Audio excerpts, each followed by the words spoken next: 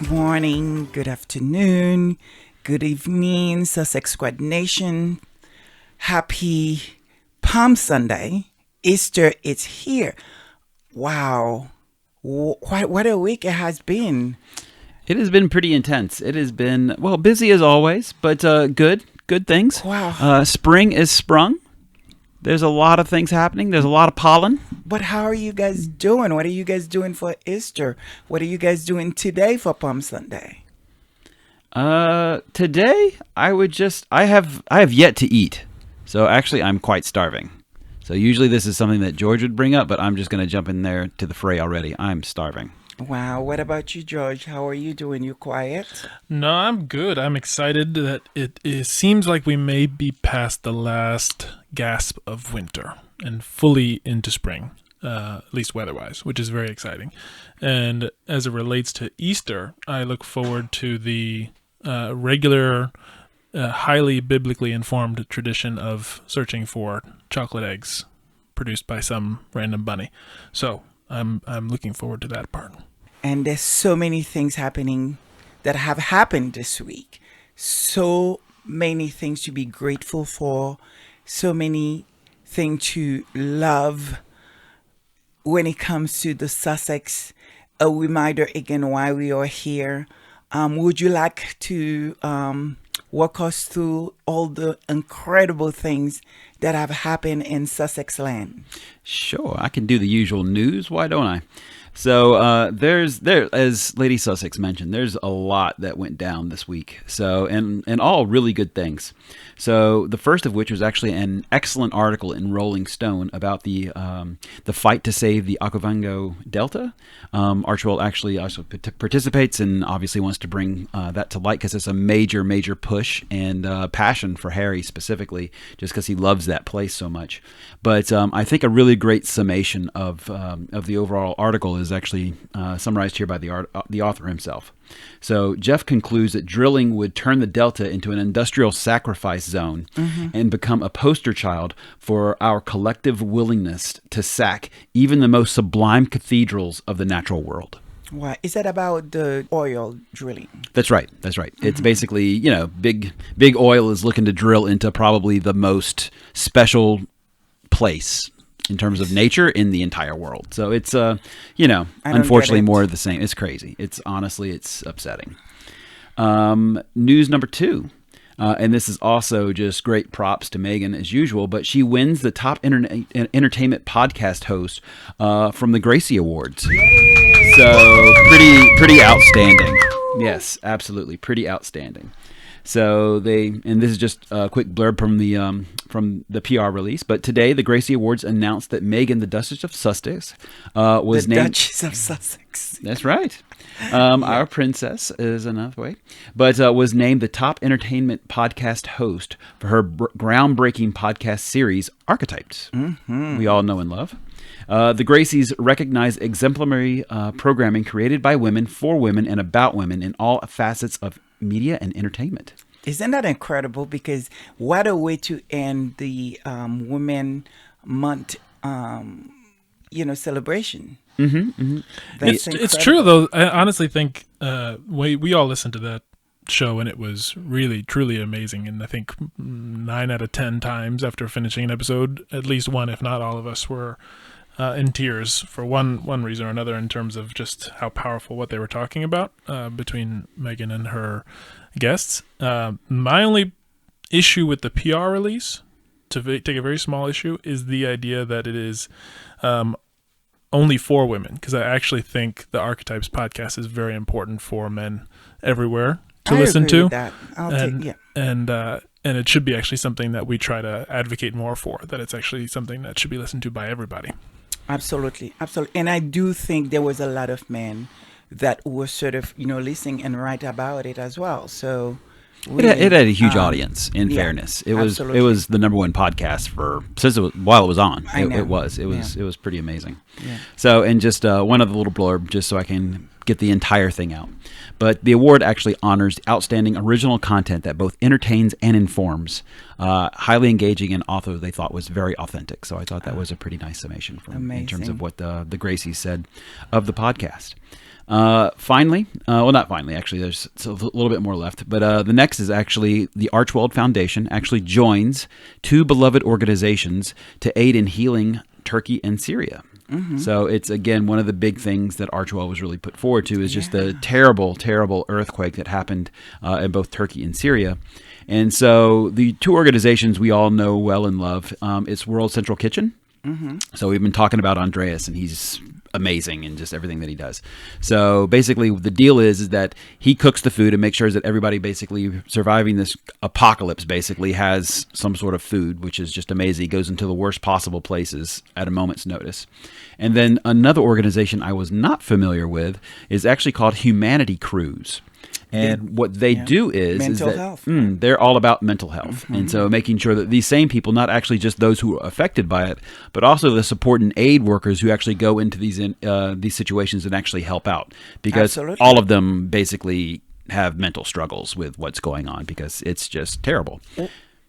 Well, I will say, I mean, you're right, because sometimes when you sort of living in a bubble and you have no idea what's going on with other people, and then you walked in, and it could be a shock to the system to actually really see what's going on and what that possibly even do to your own mental health. So I completely understand that. Yeah, I mean, one morning you're making pancakes, and the next you're basically, helping people get out of a pile of rubble. It's pretty intense and pretty shocking for sure. And they need all the help they can get. I just can't, I can't express how thankful I am for those people who are willing to go do that for people because it's truly amazing. Absolutely. Another quick one, actually, is Harvest Home. We've mentioned it now several times. They've been doing some fantastic things. We all know well and love them. But a quick announcement about it is the fact that as a result of Megan's participation and basically support to go there and actually kind of help out for International Women's Day, it helped actually publicize the Amazon link that we actually had on our show ourselves. And apparently the donations are so out of hand that they've basically blown out a conference room and they're completely overwhelmed. So thanks everyone for the response and the donations that they've received. They fully and wholeheartedly welcome them and appreciate them. So again, just I don't know, maybe so it's just me being a little bit biased. I think a lot of it had to do with Barron. Really, from Royal Sussex. He did an incredible job. He did donation himself and push it, and I'm just being biased. I'm sure millions of other people that has nothing to do with him, but I just feel like for whatever the reason, once he put his name on something as well, it just goes. Well, he has a pretty big platform, so I think you're probably right. And then also just generally the squaddies writ large, right? I think all the squaddies had done a fantastic job. Absolutely. So I was sure you were going to say that the reason for the success was because of the Chanel bag. I think the Chanel bag is, from what I understand, is a bit expensive. I don't know if I can afford that right now. Yeah, it's that's cool money right here. Yeah, the Chanel doesn't drop anything it's a PhD below $5 bills, money. so sure. So, I don't know. And then finally, one last little piece, and this is what everybody's kind of on the tip of their minds anyway, is Harry's court case. Mm-hmm. So he walked up on Monday, basically to court, completely unannounced, and stole the show. What and like the bus he is. Yep, yep. So that was real cool to see, and then also just to see everyone's collective gasp as they saw him show up. So. I think what was incredible about it, and I actually hear the celebrity women talk about it, was that I think him being there was incredible because it brings a lot of eyes on what was going on that probably would have gone unnoticed in terms of the media. They probably would not have to report it because, why should they, right? It's against them. So I don't think there would have been a lot of report. And I feel like he kind of knew that. I mean, for someone that was supposed to be not popular, right? The news went all over the world in a matter of seconds. Well, they didn't know what to do with that. They had no idea what to say. I mean, it was just shocking. And not only one day, he was there, I believe, for 2 days. Yeah, not only just suits with what Meghan did in her career, but now also this with Harry. The two of them have it's win. Have a profound ability to make legal battles very interesting and in the popular eye for broad audiences, which is, especially given what this case is about, is particularly important. Absolutely. And I got to say, on that note, actually, I did see some of the clips of him walking in, and of course saw the one reporter deliberately bump into him, and I was just like, wow. Coming off of, again, listening to Spare when we were coming back from Canada, and just hearing about what that was like for him growing up, and now to see how collected and calm and cool he was to handle that type of nonsense, that it's still happening, even after all of that's been put out there in the public, that they're still doing that. But to see how well he handled it was just very happy. Yeah. And then what else? Yeah, no, I mean, that basically kind of concludes all the wonderful things that that we wanted to highlight this week anyway. So there's a huge news. Our very own Baron Royal Sussex just hate 32,000 people. Oh my God. Baron! Wow, am I screaming too loud? I'm so sorry. This is celebration. It's crazy. It's impressive, is what it is. I was screaming, like literally, and I'm still screaming because I feel like it's not just him; it's all of us, right? It's not just happening for him; it's happening for each one of us. It's a testament to the work that he's doing, the responsibility of it all, and the fact that, we all trust him to do this work, and he do it really, really, really well. And so for me, it's just that kind of reward, and people are listening and pay attention and want to move us forward. That is like, oh my God. Yeah, what it means to build a community like that, and what it means to be a part of a community that's actually really working to make the world a better place. And, I know. And so engaged with each other and supportive of each other. It's really amazing to see. Yeah. Not something you see every day. Yeah. Like it's win-win-win. It's not just only the Sussex. It's like the name Sussex, it's winning. Let me put it this way. And that's why everyone wants to attach themselves to it, right? Good or bad, they try to attach, because we win. Well, it's noteworthy. Everyone's eyebrows raise, like you said, for good or bad. So it provokes a reaction, and that's what people are looking for. Exactly. And at the end of the day, and I'll just say for my own sake, definitely congrats, Baron. You certainly deserve it, and certainly building something from the ground up was incredibly, impressive. Oh my God. Wow. Well, we honestly, even us being here, oh my God. Yeah. So. Well, yeah. To that point, actually, we are still in awe every time we open it up and look at it and see that we are now past 2,000 subscribers. And it's like, how did that happen? And honestly, again, we've said this a couple times, and we promised to make it a regular part of the service to just call out at least a few of the comments that we get, because they really are amazing. They really do make this whole thing possible, to have that support, because it's a long week. There's a lot going on. There's a lot of stress. There's a lot of challenges, and it's certainly not easy to do. To that point, we never can understand how Baron is able to do this day in every day out. Oh my God. But for that reason, actually, we just want to highlight a few of the comments, because we can't, for all the comments that we love, we'd take up hours and hours of a show. So we'll just pick a handful. So for today, there's 2 comments and then a few shout outs. The first comment that we wanted to just highlight, because it helps, and to take a step back, actually, the reason why some of these comments that we want to call out specifically is because we love to see how this conversation that we have, this service that we have every Sunday, helps to just promote more conversation, to promote more questions, to continue, because that's really what it's about. It's about asking the questions and having those conversations happen. So the first one is from Adrian Burrows, who, in response to last week's service, said, Charles will never have the same monarchy as Elizabeth as far as the generation difference. If Charles comes out and helps the people, something none of the other royals have done other than Harry, I think people would give second thought. Not only that, it's time to downsize the media. allow his sons to share the thoughts of modernizing the monarchy. And after all, it's baby boomers against millennials. The monarchy will not survive staying traditional. Amen. And I think we're going to get into that later on in the show, too. Exactly. How fitting. And another one to just call out is from Nelly Aldiosa, who wrote in again in response to last week's episode, service. My questions are these. If they really are, being the royal family, if they really are the chosen family, their acts should follow what God is telling them to do. They should have the church people as advisors. So why they seem to go to the firm more than they seem to go to the church or the archbishop. To me, it appears that from the start, all their actions are ways that are not from the Lord. From the start of their rule as a family, it's nothing but squabbles, jealousy, cheating, and everything about money, lust, etc. Where is God in their life? Wow, that's so good.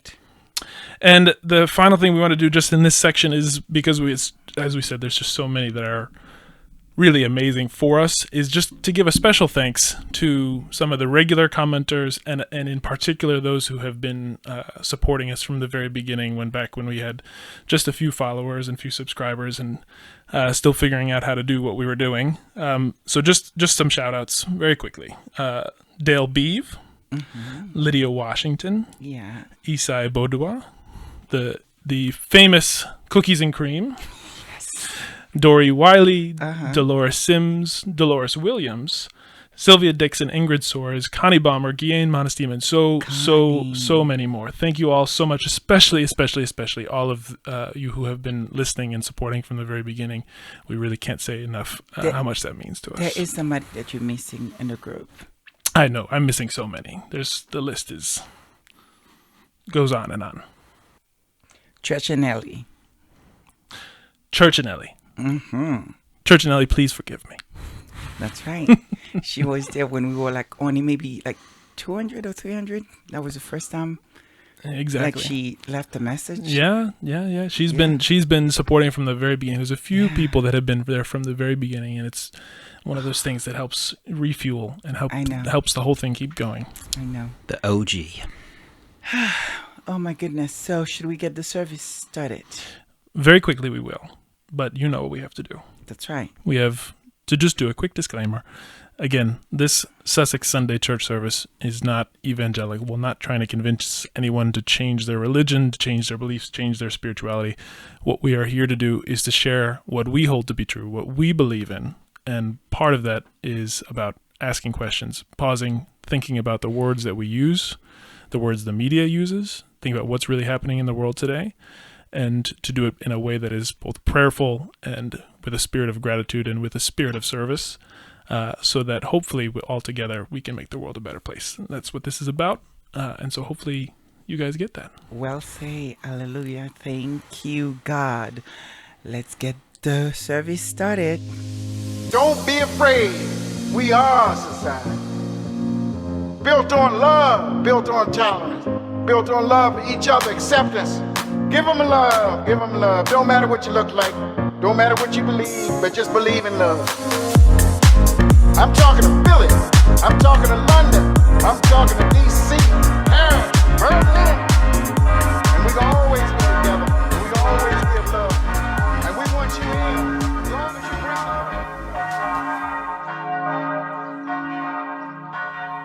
love. Okay, guys, girls, Sussex Squad Nation. I have 3 incredible words for you guys this time around. Very excited for these words. Are you sure? Are you guys ready?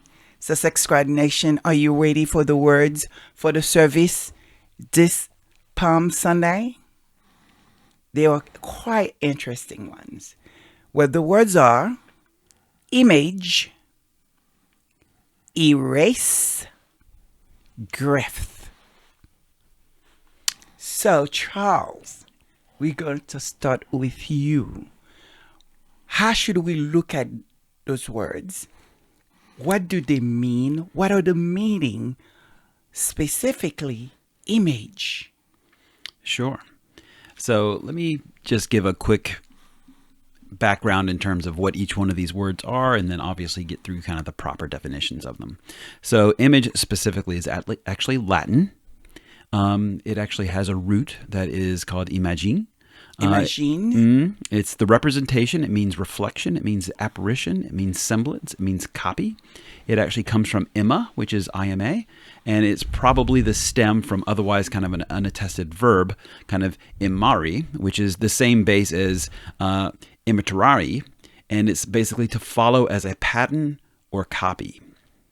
So that's actually kind of the root. It's basically Latin, and it comes from basically kind of to copy something. So now, interestingly enough, from a noun perspective, it's something that everyone's usual and kind of understood. It's basically a visual representation of something. So such as a likeness of an object produced by a photographic material. So that's just what you think an image is. But however, what gets really interesting is when you start looking at some of the other forms of the word. So for instance, the transitive verb. From that perspective, it actually means to represent symbolically, which I think is something we'll certainly get into later. Wow. Do you have something, Josh? Yes, I do, and I think it's a fitting word in particular for our service. As everyone who's been listening knows, and as listeners, new listeners may not know yet, is that this service, a big emphasis on words specifically and what they mean and how important they are. And there's a phrase that everyone knows, is that a picture is worth 1,000 words.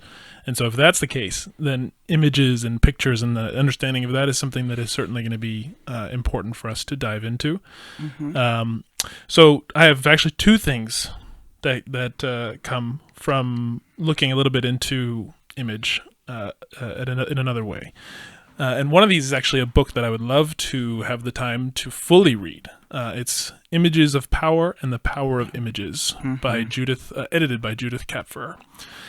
And so what I'll do is I'll just read the description that they provide for the book at a high level, and then also an excerpt from chapter 1. I highly recommended that book. It's a very, very good book. And so the book description is as follows. It says, real places and events are constructed and used to symbolize abstract formulations of power and authority in politics, corporate practice, the arts, religion, and community. By analyzing the aesthetics of public space in contexts both mundane and remarkable, the contributors examine the social relationship between public and private activities that impart meaning to groups of people beyond their individual or local circumstances. And to get into the excerpt from chapter 1, she writes, symbols of power in diverse areas of public life surround us, from insignificant street signs and little-known corners to grand monuments and great buildings.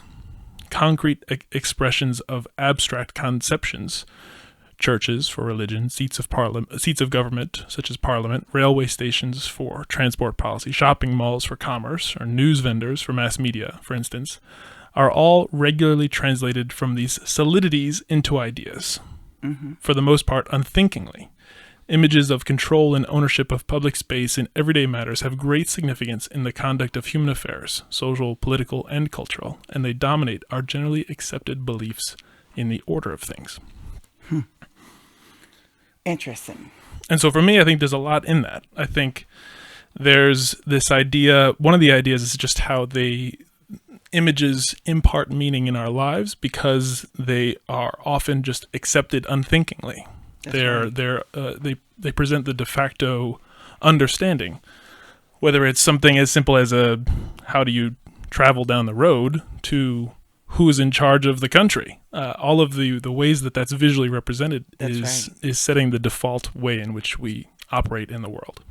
Yeah, whether it's politics, whether it's fashion, image, supposedly it's everything, right? Even the symbol of each time most of like the royal, I suppose, the president, if you're traveling to a country, that you wear the color, that flag or the country represent.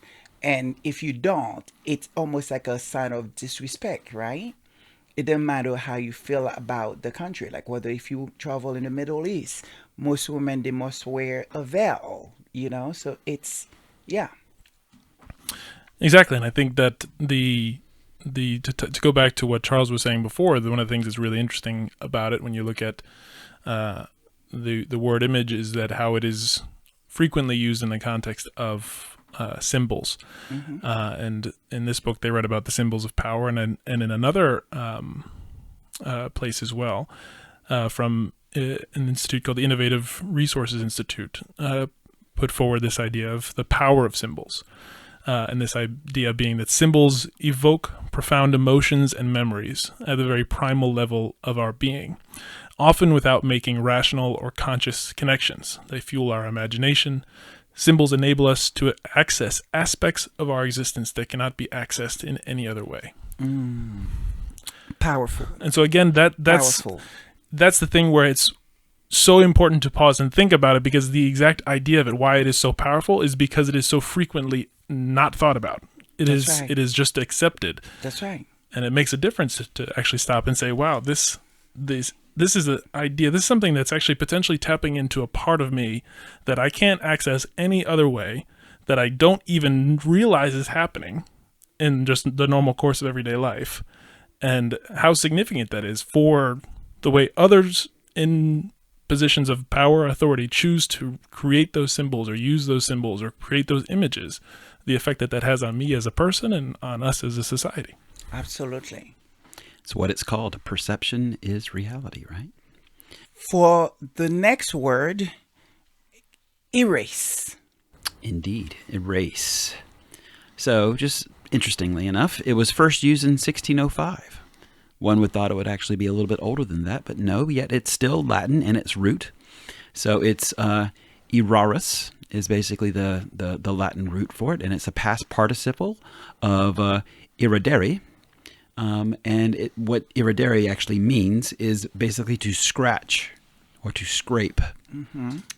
So the first definition of that actually is exactly from that root. So the first definition of erase is to rub or scrape out something, such as written, painted, or engraved letters, just as an example. Right. But the second definition actually is quite interesting as well. It's to remove from existence, right? It's to wipe out from memory, for instance, as if to erase. The second definition under that actually is to nullify the effect or force, which again, I think is also very interesting in the fact of, okay, with not only you just basically, taking what's there and kind of wiping it out and saying that, okay, but actually literally removing it from existence or memory as if it never happened in the first place. Right. Wow. It is like so interesting in the context of everything we either been talking about, the squad's been talking about, been seen. And it is so incredible when you're really getting into the meaning of these words that we, very familiar with, but not really putting too much in context. You know what I mean? It's like to erase something. Probably you think about, did you erase the movie? Did you erase the message? Or something that simple that, maybe most people don't look at that seriously. You don't really get into these words. But now all of a sudden we're facing everything that's happening. And I think that's why we have to delve into these words in realizing what's behind those words. And so what would you like to add on, George? I agree. And I think this is a word, erase specifically, that I think people from a position of privilege, especially white people in the U.S. today and probably throughout the world, is just thought of in a fairly conventional, okay, I've got probably a pencil and there's an eraser on the back. If I make a mistake, I can change it. I think having done some more research and reading on this word, I think it's actually one that deserves much, much more attention. There's an article that was written by Parul Segal in the New York Times, actually, back in 2016. Yep. And I'll just read a quick excerpt from it. It's titled Fighting Erasure. Efforts to force collective amnesia are as old as conquest. The Roman decree of damnatio memoriae, which translates to condemnation of memory, punished individuals by destroying every trace of them from the city, down to the chiseling faces off statues. It was considered a fate worse than execution. But there are subtler, everyday forms of banishing people from public life. Erasure refers to the practice of collective indifference that renders certain people and groups invisible. The word migrated out of the academy, where it alluded to the tendency of ideologies to dismiss inconvenient facts, and is increasingly used to describe how inconvenient people are dismissed, their history, pain, and achievements blotted out. Compared with words like diversity and representation with their more corporate gloss, erasure is a blunt word for a blunt process. It goes beyond simplistic discussions of quotas to ask what stories are taught and told, whose suffering is recognized, whose dead are mourned. And it's a very interesting article. The only other thing I would add from what he was writing about is that there's this particular skew in this what's happening, especially in the modern world, where it is disproportionately affecting segments of the population which are consistently discriminated against and marginalized. Right. As women, people of color. There's Deborah Douglas for this article was quoted, and she wrote in all caps, "Erasure is violence," which is just a very powerful idea. And she wrote that for Ebony magazine, arguing effectively that not reporting on the Holtzclaw case at the time reflected a continuation of the erasure of black women from the national conversation on race, That's right. police brutality, and the right to safety. That's right. And so for me, I think the idea, thinking about the royal family, what's happening today, how they use images or don't use images, and this really the whole setup of everyone, who is being erased, who is, whether it's actively today, people who are still alive, or even as it relates to the past.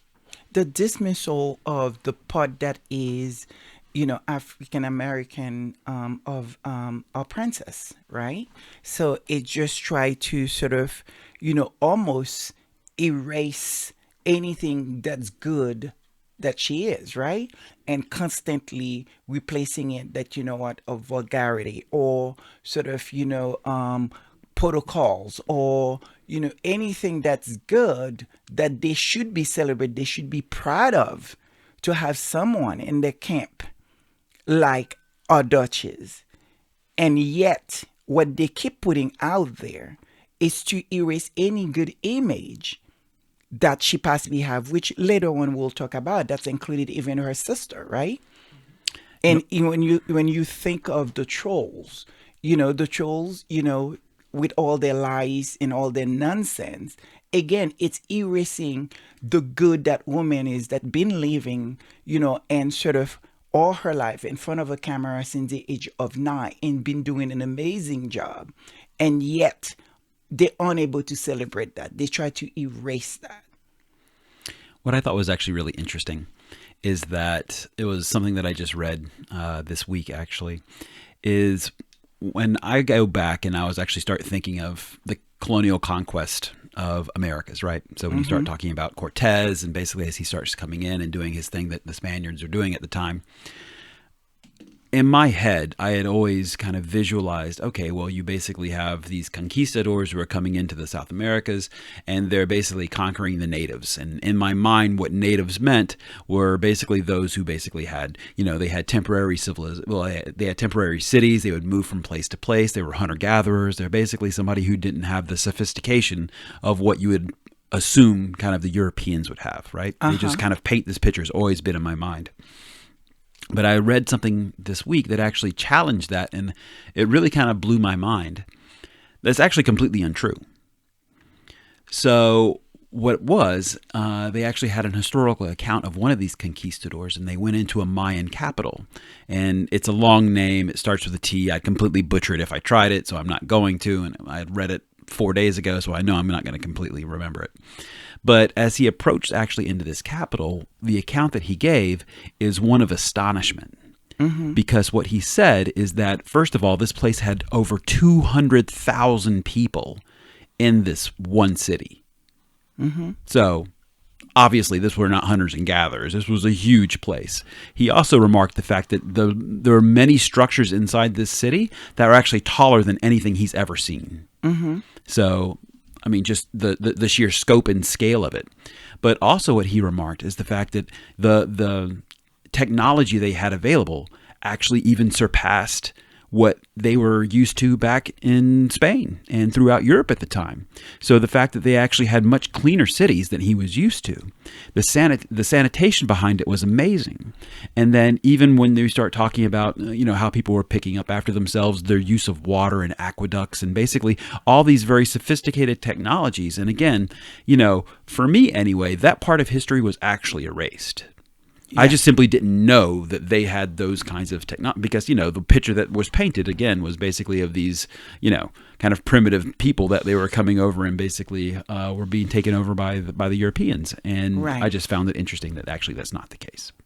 Exactly. Yeah. And I think to go back to what you were saying, Lady Sussex, and then to tie it into what you just said, Charles, is that there's part of it is the active erasure of inconvenient people to those in authority who are trying to retain their power today. And we can talk for days about what's happened to our princess.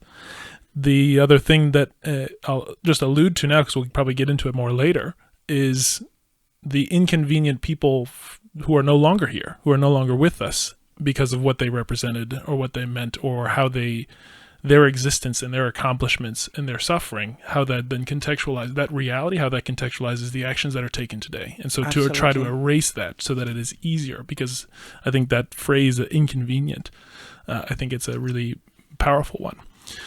And I think that is so important. These two words themselves, incredibly important, but they are really, really important and illuminating when they are thought about in the context of how they relate to each other. Because what we were just talking about with image is how so much of it is happening implicitly, how some of it is happening under the current, that it's not thought about, that it's sort of de facto ways of thinking about, even connecting to these innermost parts of our beings right. through use of images.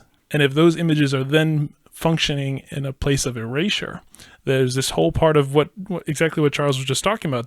Whole portions of history can be blotted out without us so much as even realizing it, because it's just the way that we're wired as humans, and how powerful images can be. Right.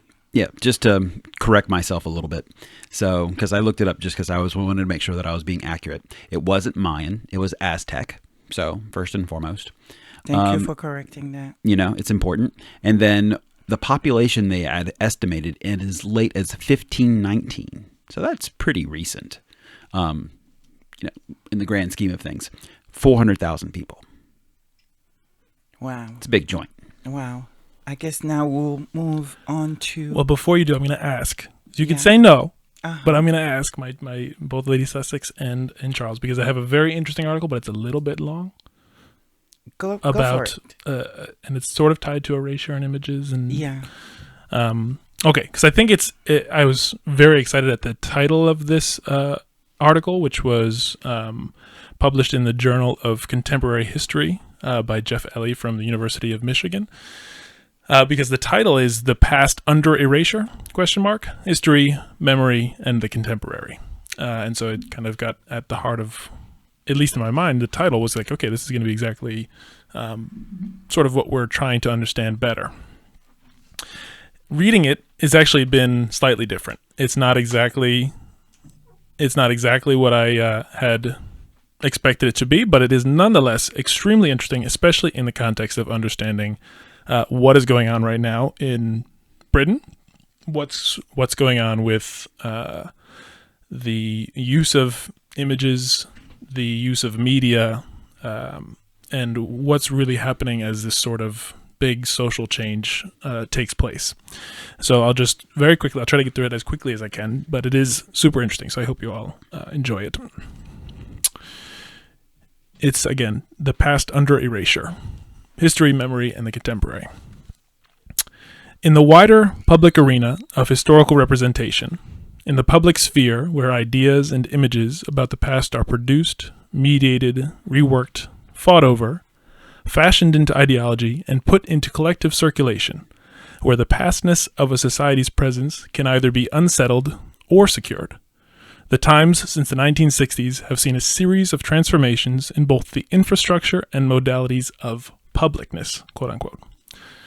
In that larger than personal or individuated range of contexts, we become increasingly bombarded with all manner of citations to history and appeals to the past. These days, for example, it is impossible not to be impressed by the salience of all forms of public memory work, remembrance, and commemoration. Think, for example, as an aside, what's about to happen in a short number of days. I don't know, what's our count now? 30-something days? So public commemoration. Gathering pace in the 1980s, the interest in such matters burgeoned, country by country, into a veritable quote-unquote boom in memory. Its presence has become palpable, an inescapable feature of the landscape of ideas for anyone interested in grasping the dynamics of social change at the turn of the new century. Mm-hmm. In one dimension, this becomes a nostalgia for the present. In Frederick Jameson's notation, that bespeaks an anxiety about the loss of bearings, a response to the speed and extent of change, for which the narrating and visualizing of the present as history promises a surrogate architecture of continuity. Representations of the past, personal and collective, private and public, commercial and uplifting, become both therapy and distraction, a source of familiarity and predictability, even as the actual ground of the present ceases to be reliable. Such nostalgia spells the desire for holding on to the familiar, for fixing and retaining the lineaments of worlds disconcertingly in motion, of landmarks that are disappearing and securities that are unsettled. Wow. And so for me... That is incredible. Yeah, that is incredible. Super interesting. I think it's just so well fitting. Yeah. For me, it amplified the importance of understanding the rest of those words, because there is, as the author put, this increasing pace of not just of media, which we've talked about in the past, of the media that comprises our lives, how we understand the world, but in that appeals to the past and sort of references, and even just the representation of modern life through the framework of history, so that it's this sort of familiar understanding, familiar way of perceiving information. Because the world today is changing so fast that everyone feels disoriented. Everyone is kind of, the ground is moving faster than we are able to keep up with it. And so absolutely, that makes the use of images today and the potential harmful use of images in the context of erasure that much more important to be on the watch out for, because it is often guised in this framework of, oh, this is something that is helping to preserve a sense of continuity and familiarity. And so it can feel like it's something that's, actually a good thing because it feels familiar, when actually it's truly insidious in terms of what it's actually trying to do. Right. What are your thoughts on that? Yeah, something that's actually very interesting just to that point is what's going on here in the States about the book bans. Because it's pervasive, right? Because what they're trying to do is that, and actually Stephen King actually put it really interestingly, what they're trying to do actually is trying to erase ideas, is what they're trying to do. And this is something that's of serious concern to everybody, because it's, while it's erasing history, it's erasing basically people's past, and it's erasing people's experiences. It's really erasing people's perspective, right? Just in terms of what it is that they actually can experience, and then actually change and shape their opinion and their personality, and they're getting rid of it. And it's not happening in one place, but it's happening all across America today. Today, it's happening everywhere. There was literally, I forget which state it was actually, but they tried to pass a law to actually defund libraries. Writ large, all of them. That's crazy. That is insane. And the reason why is because they can't ban enough books. That is insane. They literally can't ban enough books in order to make an appreciable difference. So what they want to do is they basically want to actually shut them down completely. So people just simply don't have access to them. And it's terrifying. It is crazy, crazy. Should we be prepared for the next 100, 200 years if we miss our history, if our history, who we are being erased? I don't get the strategy unless the big boom's going to happen and we don't know about it. I don't get it. Well, I think that's exactly because the point. We need this information. That's exactly the point. They're trying to incapacitate large segments of the population to not be able to be effective, to understand really what's going on. It's a system of control. And I think to that point, what makes me think of to what Charles was just saying, how incredibly important it is, the work that Barron, Facts and 2 Cents, all of these Ivy. Well, that's exactly what I was going to say. Especially Ivy, because of that idea that it's, to what Charles was just saying, it's not just facts or people or histories, it's the actual ideas and perspectives and how to even think. And so Ivy's show in particular is just so important to preserving reality and a grounding of alternate perspectives, when so much of mass media is used to actually fundamentally erase all other forms of the narrative. Wow, as I say again, it's a scary time, and this is bigger than Harry and Meghan, and we need to continue speaking out on these things because this is our future. This is our future. It's our kids' future that we don't have kids yet, and my hope is that one day we will. And if what would that be? What kind of future that are we preparing for our unborn child? And the ones that are here, my nieces, my nephews. Yeah, it is scary. It is absolutely terrifying. It is scary. So we move on to grift. That's right, grifters. So again, this one I suspected to be not as old as some of the others, and I was not disappointed whatsoever. It was actually first used in 1902. Okay. It is a noun, and actually it was an alliteration from graft, because everyone basically was familiar with graft at the time. So there's just a derivation of that. So, but the first and really only definition of it is to obtain money or property illicitly. That's what it is. I'm sure as soon you say that, all the squads all over the world, something is ringing in their ears right now. The money suitcase. I'm so sorry. Among other things. But yes, you have that. But it's basically, getting cashola illegally. That's what it is. As in like a confidence game, as in a scam, embezzlement, all these things. That's grift for you, baby. Mm-hmm. It's funny because it's a word that maybe is not as historied, but the practice of it has been around for a long time. There's an interesting article from Columbia Journalism Review. It says where grift meets graft, so that exact idea of what you're talking about, where the word even comes from, and they go on in terms of the use of it, because it starts from an article that had been published about the arrest of Steve Bannon, when the headline that ran was Steve Bannon's Art of the Grift, even though the word grift didn't actually appear in the editorial. Right. And then there's another article that they called out of the New York Post about a serial grifter, which was a woman who was accused of squatting in people's apartments. The thing is, what they bring up in the Columbia Journalism Review's perspective is that these varied incidents show that it's actually a fairly broad category in terms of what the word means.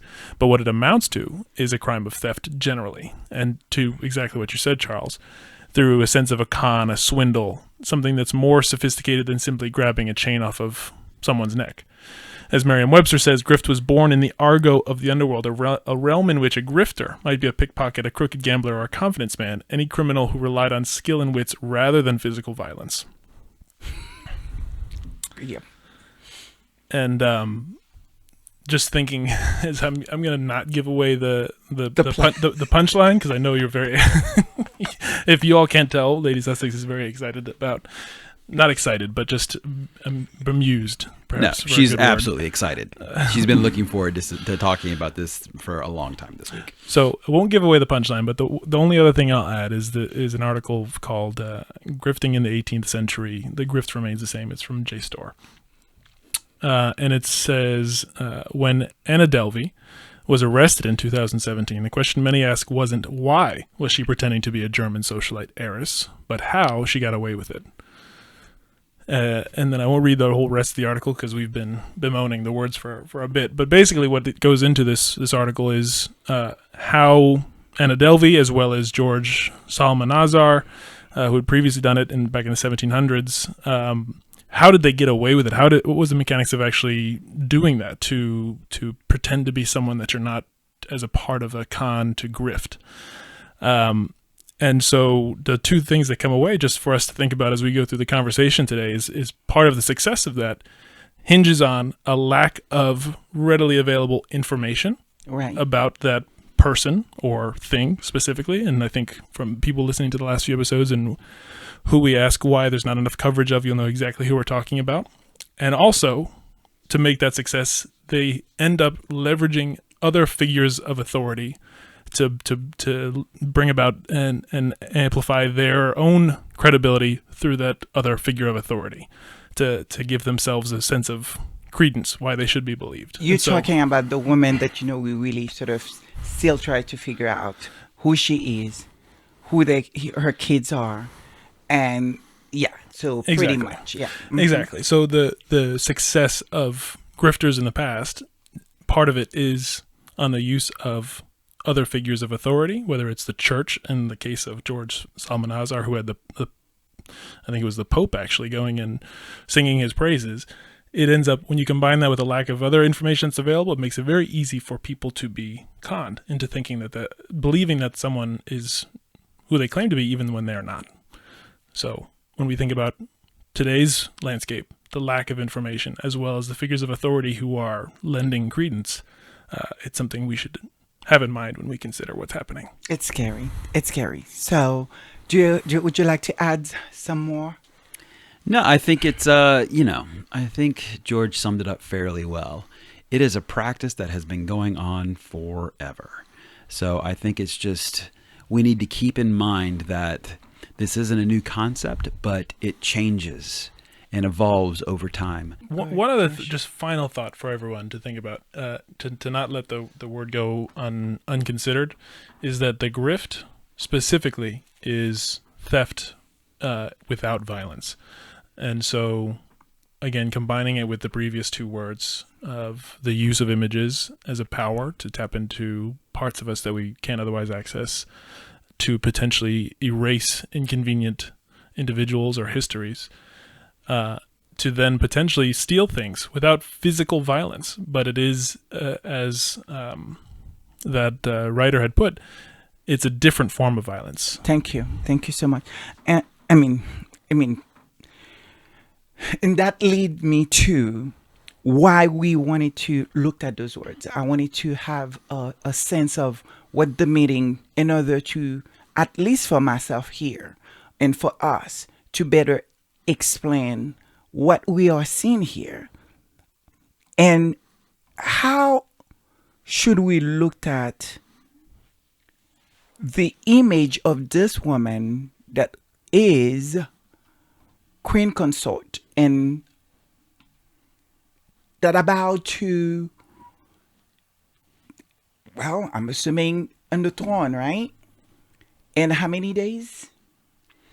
It's counting down. It is counting down. I think something like around 33.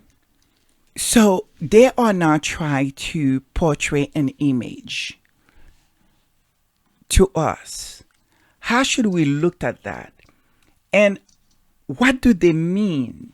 So how should we look at those words? How should we incorporate these words based on what it is that we are seeing that they are doing? When you think of the clothing aspect of things, right? I mean, one of the things that I quickly noticed very recently, that she will wear bright colors. I don't know if the squads noticed that, but I take on notice that she's wearing very bright colors. And that is something that used to be affiliated to the Majesty, the Queen, right? And so you started thinking the reason why they said that the Queen used to want to wear, bright colors so you can see her. So is she stepping up? Now she wants people to see her. The second thing is, it's one that I'm really having a problem with. Like, I mean, I could really honestly tell you guys, I did not expect to hear it when I hear that word. And it's almost like a trigger point. Like, up to that point, you hear certain things that trigger you and whatever. And sometimes I kind of know what that is. But I did not expect when I hear this word that it was going to trigger me the way, because I don't even understand. And I'm still trying to figure out what is it about that word, majesty, that they were referring her as majesty, that triggered me in a really not so good way. How should we look at now the changing, the erasing of her being a mistress to majesty? Well, that's a super interesting idea, actually, because I had not been thinking about it. I had always been, thus far through this conversation and getting ready for today's service, was thinking about erasing other people, but hadn't been thinking about the idea of erasing a past version of oneself. That's right. From the public memory. And so I think that's super interesting to think about, of what, to your point, if she's starting to suddenly wear much more colors and starting to be referred to by a word that has a lot of meaning incorporated into it, what does that signify? What are they trying to do with that? And I think to tie it to the beginning of what you said, how important is it to think about the fact that that is happening now, specifically now, 30-something days out. That's right. From the coronation. To me, that was just, it was like, I'm still trying, and I hope the squads, please, if you can think why I may be feeling the way I was feeling, please, bring on the comments, because I was not prepared for it. I wasn't really prepared to hear that in the context that I was hearing it. Would you like to add on that, Charles? No, I mean, I can completely understand where you're coming from. I mean, at the end of the day, there's a lot of, I think we've talked ad nauseum about the meanings of words, and majesty has deep meaning. It's almost religious in the aspect of, Britain. It is religious. That's right. Quite literally. And so the jump from mistress to majesty, although just a few letters, the meaning is enormous. And I can completely understand why it feels so jarring. And that's just simply kind of when you look at the textbook definitions between those two things. I think the even larger jump is when you start, getting the context behind those words, and you start thinking, okay, well, when we refer to Her Majesty, we think of Elizabeth. You think of, that's right, and everything that she embodied, because that's basically, until now, the only person that we could actually attach to that particular word, just given kind of her profile and so forth. Right. And she just did the job so well. I mean, let's just be honest. I mean, she literally, and we talked about this just last week, she embodied what that meant. And she also come from a line of, royal, so to speak, right? I mean, it was like, to recent memory, that the queen herself didn't want to have anything to do with this woman. Yeah, exactly. I mean, there was credibility there. I think is what you're coming from. Right. And this lady has no credibility.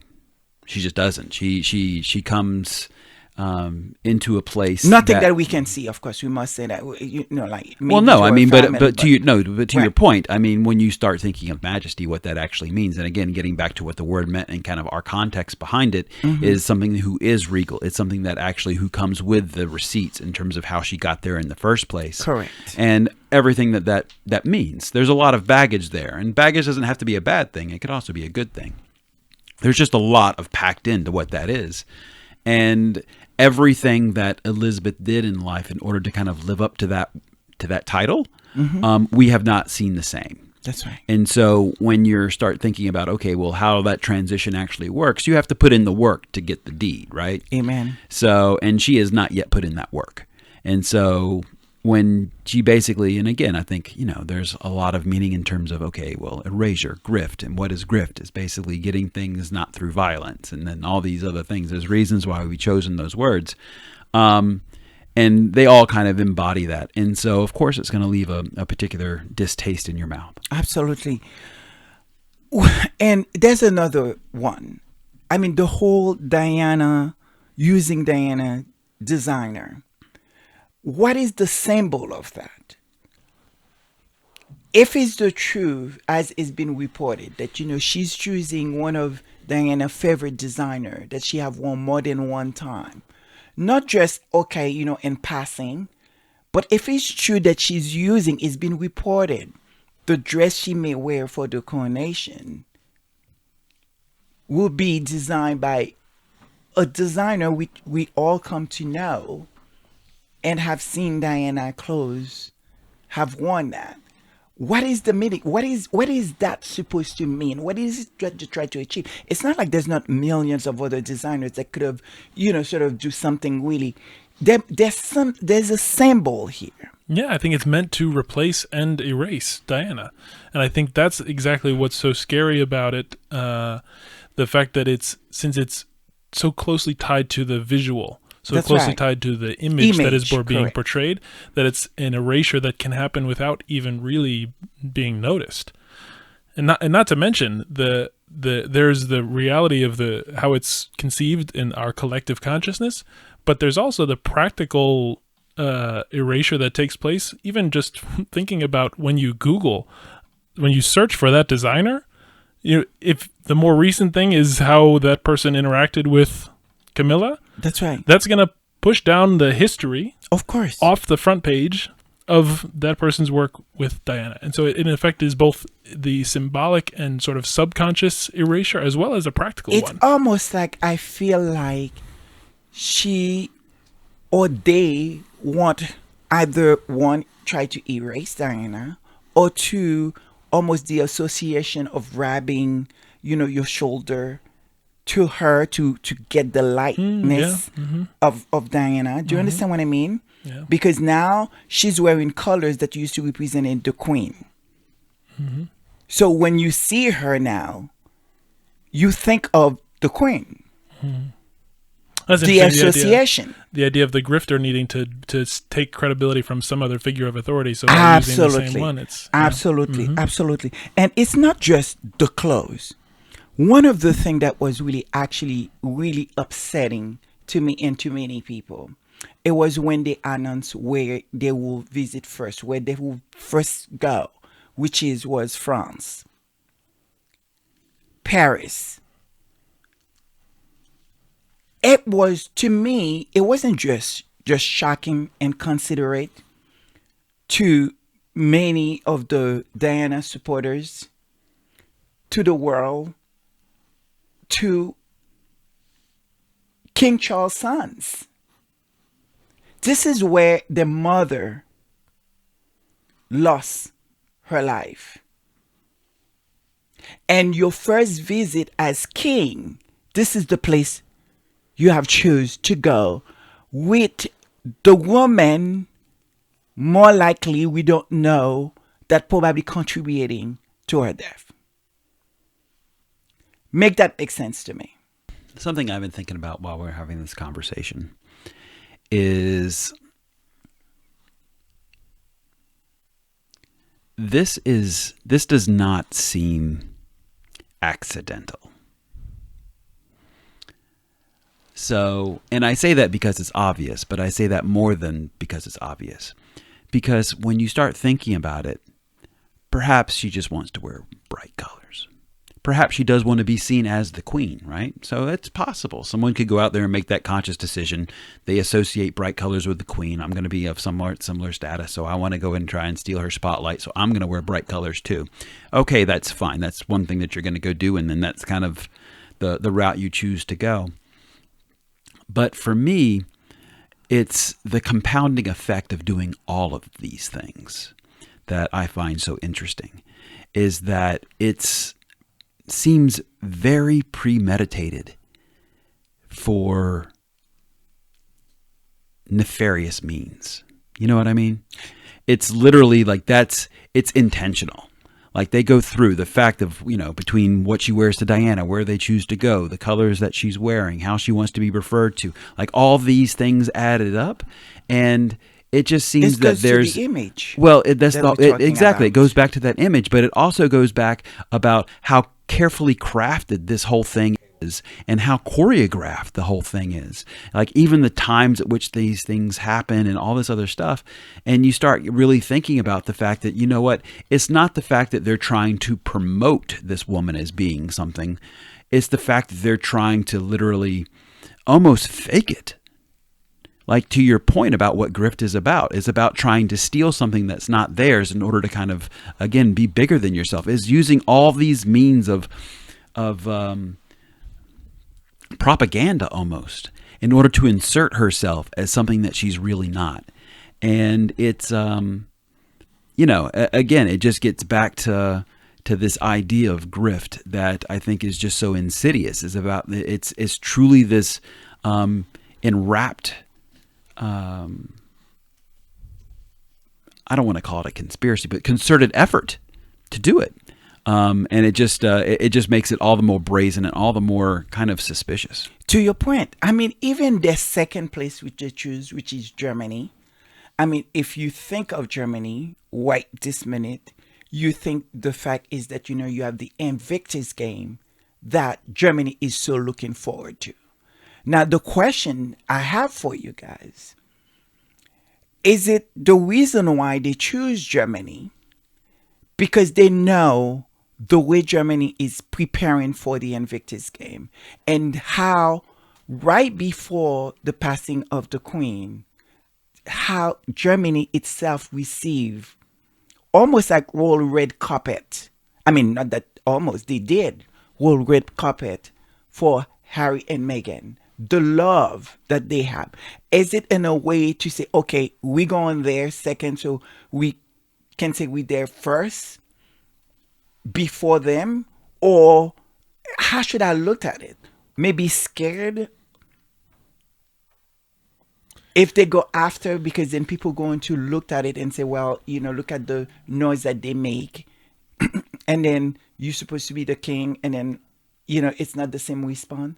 Because in my opinion, they still didn't have the kind of welcome that I saw Harry and Meghan both have. In fact, they even sent a plane for them. As far as I'm concerned, I saw them rolling in to a train station. And so when I was looking at the report, I don't know that to be the truth. But what it's appeared to me, it's almost like even the crowd that was there feel manufactured. It feels as though that they hold the train station from people going in, and those people were the public. I'm just speculating here. I'm just, not speculating, but I'm just, it's my opinion. It's not.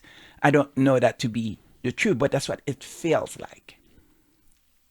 You see what I'm saying? Mm-hmm. I mean, to even the dress that women wear. I'm not one to talk about another woman dress, how you choose to dress. But I feel like I believe they call it, the Medusa dress. Because everything that was in the dress feel like snake. Like, I feel like everything is made to be for a statement, to a point that, there's even speculation about a way that she's holding her fingers that maybe symbolize of something. We don't know what that is. I don't know if it's a sign, if it's not, I don't know. But in the world of theater, people are just questioning, is it a sign? What is that supposed to be meant? It's just all these things happening. How should we even look at the fact that this woman is not just, using Diana designer, but it's also even Diana's passion, the love that she had for ballet. The last I know of this woman, she loved horses. What could have been something about horse? Diana have one of the most famous photo of her with the ballerina all around her. And there's a almost very similar picture with that woman with a bunch of dancers, ballerina dancers as well.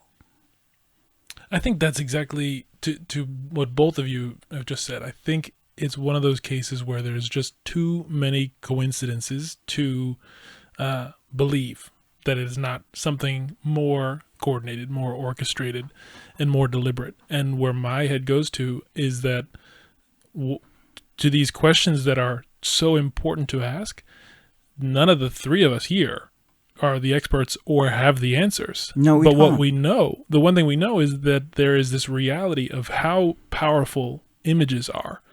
And the fact that they have historically been used for erasure, and the fact that it is something that we don't even fully understand the mechanics of how it manifests itself in our psyches, in our collective awareness, in our collective consciousness, that is something that really needs more attention.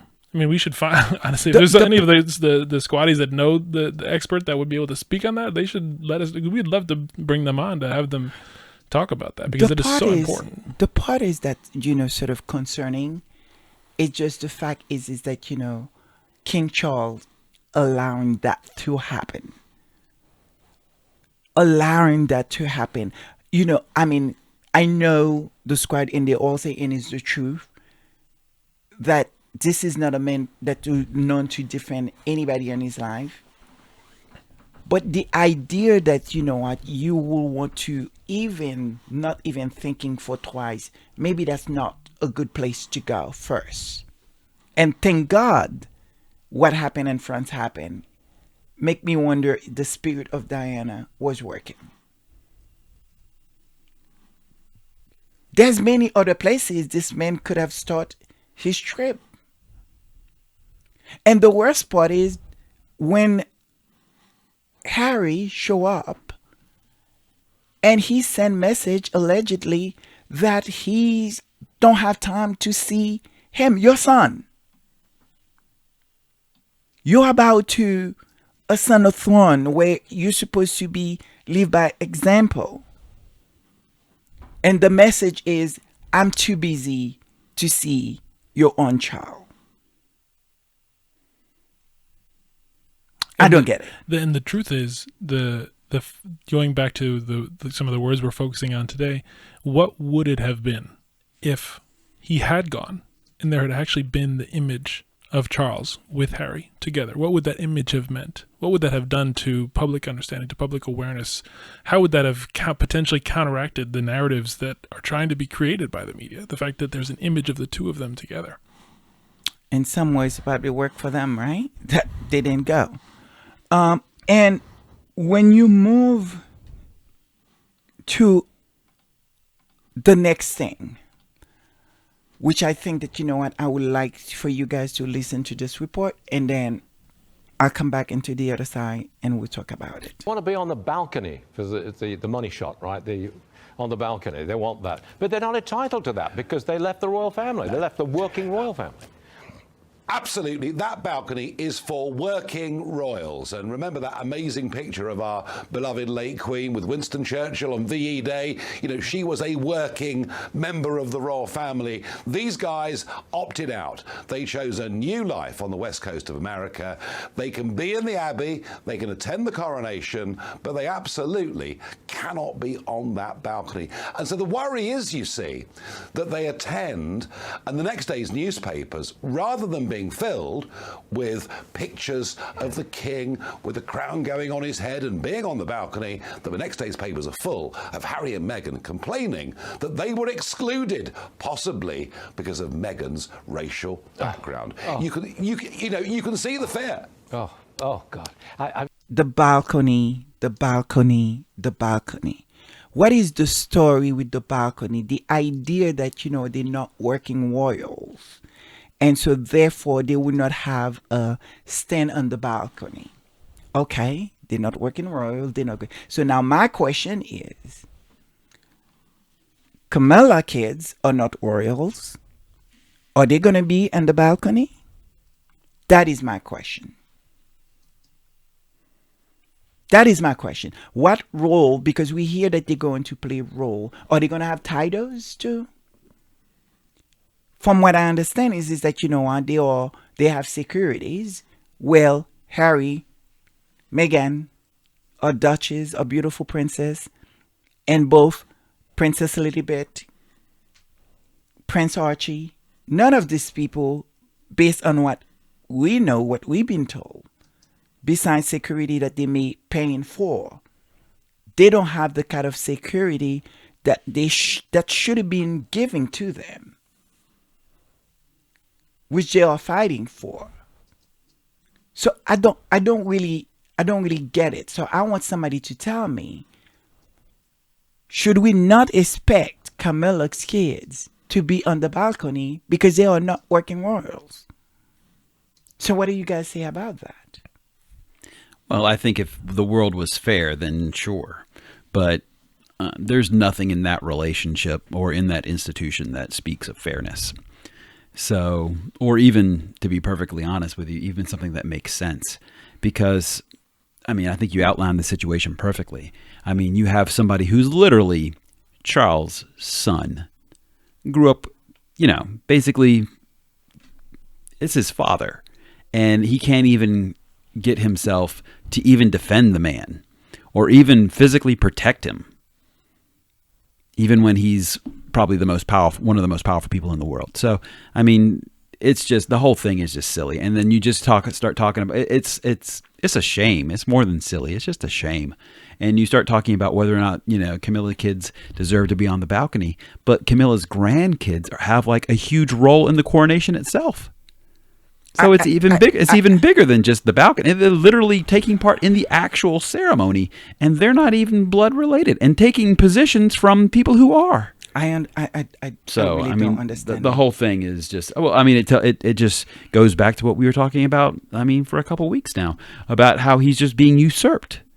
Charles is literally being usurped by his wife and is being replaced, the royal monarchy is being erased. That's right. There's so much about her. Much of that. It's just it's a mess. Even in how to portray her, how she was seen, the people that would cover her, it was almost like her show. And we're gonna get into the next piece. It's now that they're talking about that, they shut off cash. Well, before you go on to the cash, because I know you're super excited about the cash.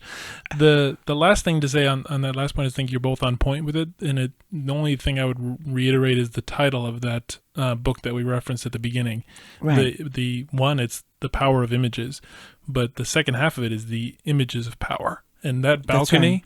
If anyone watched the documentary that we had referenced a couple weeks ago, starts with the balcony itself and what it represents, this image of power of the royal family and of control over Britain.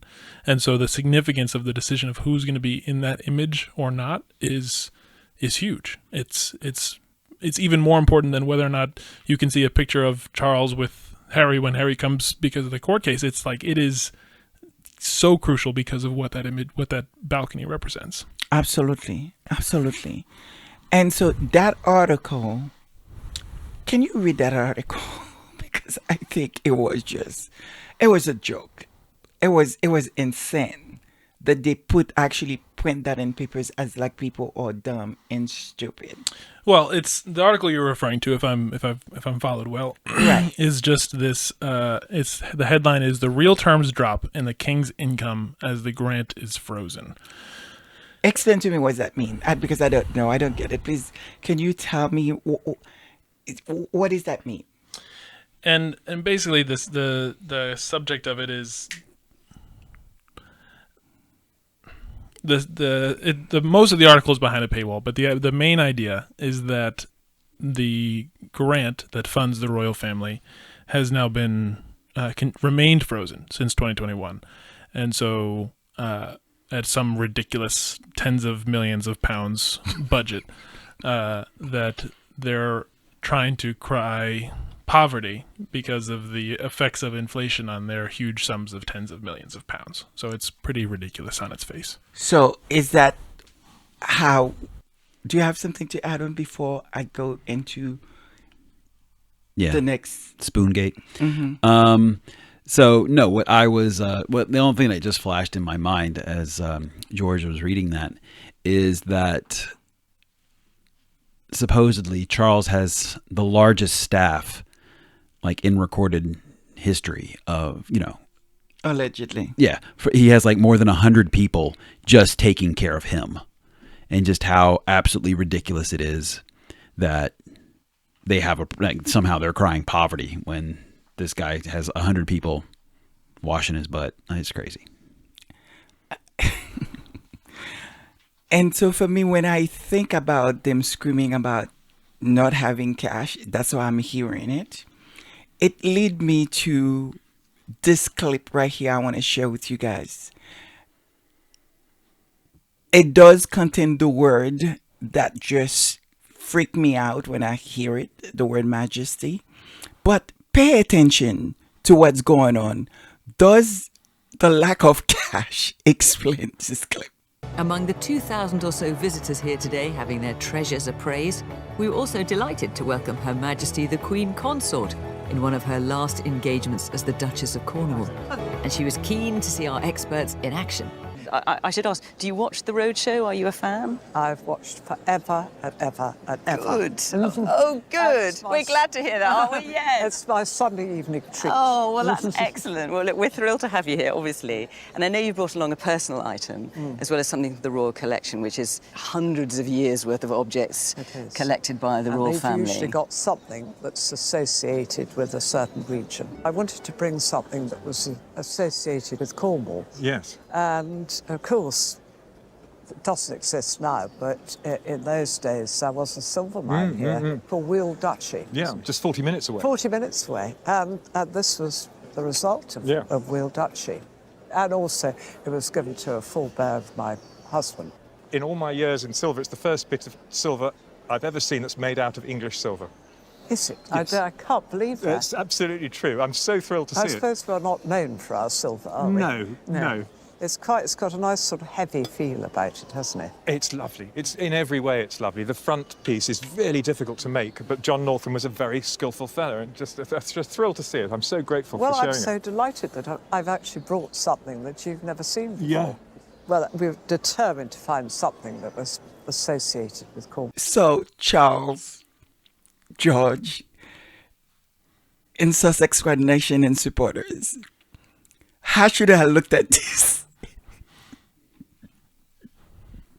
Just for everyone listening, Lady Sussex is actually very composed right now because the first time she watched that video, she laughed for a good 15 minutes.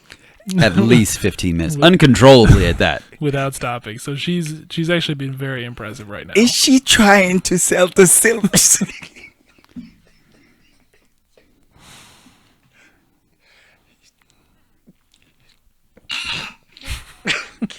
I'm so sorry, she literally guys. can't. She can't even.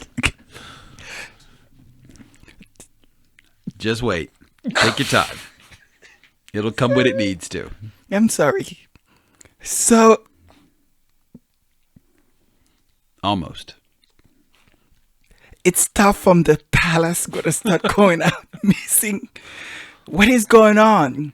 Why isn't she showing up with this? I mean, this is a place that is supposed to tell you the value, how antique your stuff are. Why is she coming out with one of those things? What does that mean? Should we be afraid? What's going to happen to the silvers? Start checking the local pawn shops. See what's going on at the thrift stores nearby. Oh my God, I'm so sorry. This is really serious. But I mean, like, they complain about money, and then all of a sudden that, you know, they are praising or showing up in this event with a silver box. So, what do you guys made of that? The timing was unfortunate. Let's just put it that way.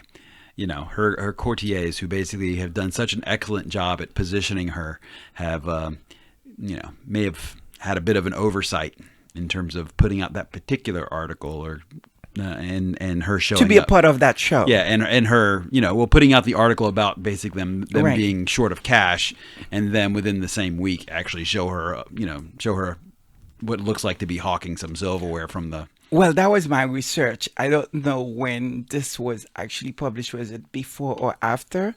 But obviously it was looking, and then I was like, what am I looking at? What am I seeing? She's participating, taking a part of a show that's been done by BBC, and I believe is the Antique Road Show. I believe that's what it is. Mm-hmm. And so, first of all, I don't know what she was doing there. I don't know why she was there. I don't know if it was because of the people tried to show that, but she showed up with a silver. That really, from what I understand, that was her husband. It wasn't hers. That was the family jewels. So it's look weird. It looks very weird. It's one of those things you think about the broader strokes picture we're trying to understand of what grift may or may not be happening in the overall, as it relates to the royal family, as it relates to the throne, the crown. What's that grift that may be happening there? And it's just funny because we're all human at the end of the day. And there's these things that no matter how well choreographed you are, how well prepared you are by your PR team to get you ready to go out and portray a certain representation of something, that there's always that bit of humanity that slips through that you can't hide. And sort of like a truth in every jest kind of thing, where when you see how certain face... what's the word, when your face kind of your facial expressions sort of betray what you're really thinking or what's really happening, despite what other practice you may have done. I get you. It's just funny. But to a serious note, my question is, today it's Palm Sunday. How should we look at Palm Sunday? How should we look at the stories that we come to know really, well, some of us better than others? How should we interpret this moment in time? How should we look at, what does the Bible tell us in this moment? Well, for me, thinking about Palm Sunday's significance in the what was actually happening at the time for the first Palm Sunday, there's two things that stand out at me as it relates to the situation in Britain today with the royal family and what's going on. One reality is, at least what's portrayed from the story as is written in the Bible, is how quickly and dramatically public opinion can change from going to laying palms on the ground for you to walk on to quite the opposite. That's right. And what it takes to get from point A to point B for that to be so drastic and so fast for that public opinion to change. And the other thing that comes to mind, and we can spend some time talking about that, I don't know, is the fact that what it looked like for both at that time as well as throughout other stories in the Bible of how are figures treated by religious authorities when they are doing the work that the religious authorities should be doing in terms of charitable work, caring for the community, engaging in a positive way to support humanity generally. How are those figures treated by the religious authorities because they perceive it to be some sort of challenge to their power, to the existing structure? I think you can interpret it, what you try to say is that when you think of the princess, the Duchess of Sussex, and you think of what she representing and the hope that everyone had when she entered the House of Windsor, to all of a sudden that they had to run out of UK. Yeah, it's a fairly similar corollary. I mean, they're pretty equivalent in that means. And it's also interesting because there's so many instances of where that's happened. So there's so many opportunities for them to have deviated and to change course. And yet this again, it just happens again and again and again and again and again. And how many times they basically have gone up, how many court cases have Harry and Meghan won? How many times have they gone back and forth and actually shown the fact of how they're being suppressed? And you just can't help but think that, we've seen this all before. And It just goes back to what we were talking about earlier about erasure. and about, these people just don't know their history. These chain of events never go well. You have to confront these things in order to actually overcome them. And if you start just going back in the past and trying to erase it and trying to relive history, guess what? The same thing's going to persist. And it's always just disheartening because it's just such an old playbook that just happens repeatedly so often. And I know, just as what George was talking about earlier, I mean, that same idea is actually conveyed throughout the Bible too. So we were talking about Palm Sunday and basically how you go through and you have the religious authorities who go through and basically they don't like the fact that they're being outshone, right? That they basically, that they're seeing that people can actually do it better than they are, and that they're actually being shown to be hypocrites, and the fact that they take objection towards it. But there's many times in the Bible where that's just happened again and again and again. When you start talking about Peter, you start talking about, the Corinthians and Timothy and all these other things, where basically they go through and you have these instances of, Christians being locked up because they're not doing, or basically they're being shown how to take care of people properly, whereas the prevailing authorities of the day were not. And so they were in prison for it. And, it's something that, I think we can all just need to take better stock of about. We had a conversation earlier at the table, and then you were talking about this particular group. What was that group you were talking about? Oh, just talking about the Pharisees. Yeah, just talk about that. Yeah, well, that's basically the religious authorities of basically just going through, and the Pharisees throughout the Bible, because that's basically just meant the religious scholars of the day, right? And so those Pharisees would go through, and oftentimes, I mean, they were always the antagonist throughout the Bible, right? So as you go through and, when you start talking about the New Testament, especially, whenever Jesus was basically having some sort of lesson, or whenever he was going through and he had a point to make, basically the counterpoint to what he was trying to say was almost always the Pharisees. Mm-hmm. Love your brother as you love yourself, blah, blah, blah, blah. As you kind of go through, like, it's always just kind of goes back and just, and the reflection is, okay, well, look, this is basically what you should not be doing versus how I'm teaching you how to actually correct the course. And it's just interesting, the polarity behind the two things and the dichotomy between those two things. And the fact that here we are today, here's Charles, who's going to be effectively the head of the church, doing the exact same thing. So what should we do? What do we do? I think this is when it comes to a time where we should take a break. Should pray about it. And pray about it. And before we do that, Charles, please, do you have any verse that can lead us to a wonderful Palm Sunday song, and it names your great name? Sure. There's a good verse for that. It's our first verse for today, and it's Philippians 2, 12 through 13. Therefore, my dear friends, as you have always obeyed, not only in my presence, but now much more in my absence, continue to work out your salvation with fear and trembling, for it is God who works in you to will and to act in order to fulfill his good purpose.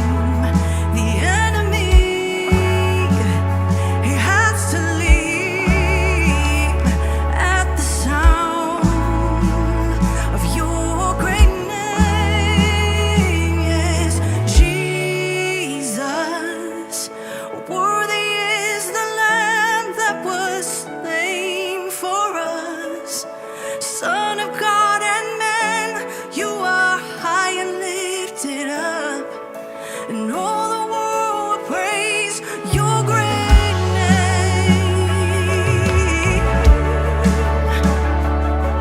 The great name of Jesus. Sing all the weak,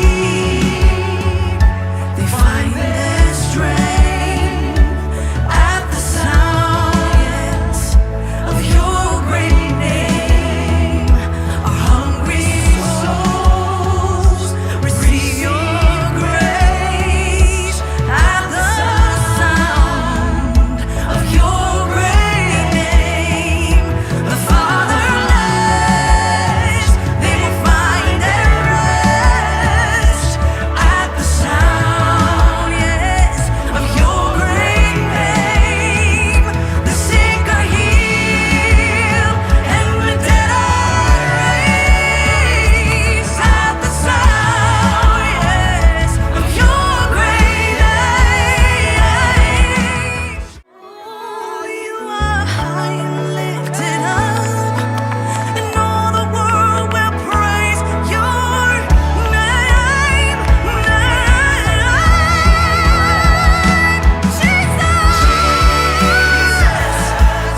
Worthy is the Lamb that was slain for us, the Son of God, and then you are high and lifted up, and all the world will praise your greatness. Jesus, we praise your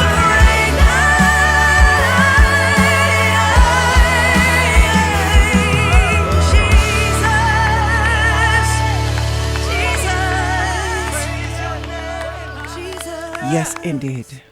And in His name, we are working. In His name, we are here. In His name, we are present. In His name, we are going to make it all happen. Normally, we will sort of talk about different topic, but the show is just getting a bit too long. So we will leave it here. And thank you so much, guys, for joining me. But before we do that, I would love for us to really take a minute and think and pray for everyone that is going through something. Can you please, George, walk us through the prayer for this Palm Sunday? And who should we be praying for and lift up to the Lord? Yes, of course. And I think it's something for everyone, regardless of creed or faith or religion. How important it is to pray, because it is a way to stay grounded in reality and to live in gratitude, and it makes all the difference to do that. So with that in mind, we want to start by lifting up those who are going through an incredibly tough time now, whether it's the victims from the tornado that just happened to the communities that are facing risk of even more incredibly intense storms from a changing landscape. Be there with them, support them, keep them safe. Please be with the families and the victims from just this most recent shooting, as well as all of those who have been affected by gun violence, not just in the U.S., but across the world. Please continue to be with the families and the communities in Turkey and in Syria. And please be with all who we can't necessarily have exactly in our mind because it's not necessarily covered one way or another in the headlines, but who absolutely need that help and that support. Please be there. Africa, England, Haiti, and many more. Amen. And not only that, please, we pray for the rest of the Sussex squad, that they continue to do this most important work that they are doing. Continue to be there with the Sussexes, with Harry and Meghan, Archie, Lily, Doria, all of them as they continue to live a life of faith, to live a life of service, and to live a life of sacrifice for the benefit of so many others, and be with them for each of the trials that they continue to face. And not only that, we also pray for those that you might not expect to hear from us. But it is the truth of that it is so important. We pray for the rest of the royal family. We pray for the media. We pray for all those who have been potentially misguided, that they can find clarity. And just to look back at history for that clarity, for that guidance, for all of us, and especially thinking about Harry and what's coming down the pipe, we look at 2 verses. The first is James chapter 1, 2 through 4. It says, "Consider it pure joy, my brothers and sisters, whenever you face trials of many kinds, because you know that the testing of your faith produces perseverance. Let perseverance finish its work, so that you may be mature and complete, not lacking anything." And then Deuteronomy chapter 20, verse 4, "For the Lord your God is the one who goes with you to fight for you against your enemies, to give you victory." Amen. And with that, we'll say happy Sunday, happy Palm Sunday, wherever you may be in the world. I hope you guys are with family or friends or loved one. And happy Palm Sunday to you both. Thank you again for joining me. Thanks for having us. It's always a pleasure. Thank you. Please stay safe. Take care of your mental health. And at all time knows love wins. Good day. Bye-bye. Stay worship with us.